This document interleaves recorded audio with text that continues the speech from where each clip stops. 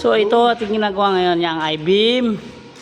Lalagyan natin ng second floor to. Itataas natin pero I-beam ang gamit. Ito tibag. Ito high ceiling, open ceiling gitna.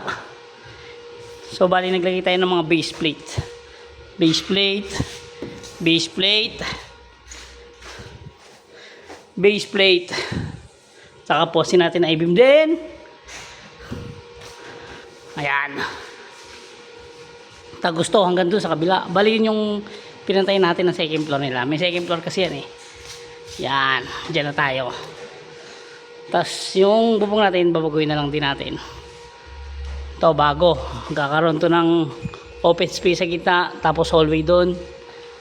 Malaki itong gagawin natin. Abutin tayo ng ano rito. Tapos ito. Yan. Nagpakain na tayo ng bako dito.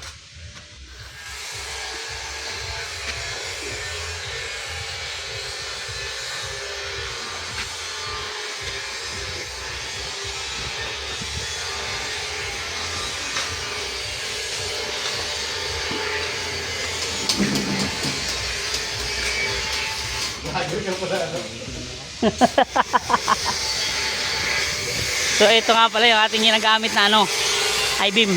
Yung partner natin. Yung tropa natin. So meron din tayong ginagawa doon sa kabila. Sa atin din yun. Saka doon. Meron din tayong gumagawa ron. Pre! Ito nakaraan, nirepair na natin to. Marami tayong ginagawa rito. Linggo ngayon kaya wala ganong tao dyan sa ginagawa sa kabila. So hiring tayo ngayon ng mga kasama. Pero dito lang sa Nueva Ecija.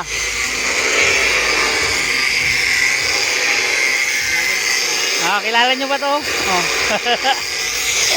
Artista yan sa GMA.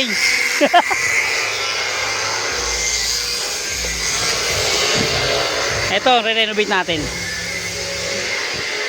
So nagpalabas na tayo ng I-beam dun, oh. Kita nyo. Oh, kita nyo ba yun, ano? Kita nyo yung bundok? Ayun, oh. Bundok sa labas, oh. Bundok na yan. Ayun pa yung bundok. Makikita nyo na pala. Sierra Madre. Sa resort. Resort kasi ito, eh. Resort. Lagi tayo nagmamanage ngayon. Yung sa resort.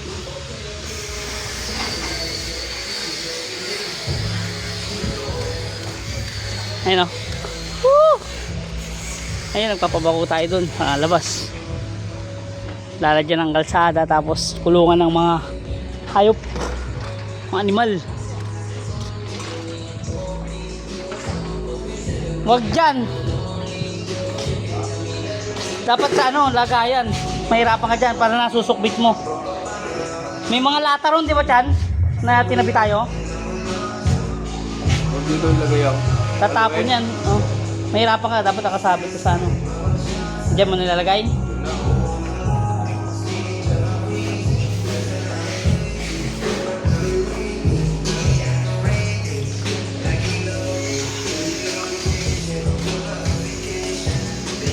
Yun o, ang bundok ng Sierra Madre.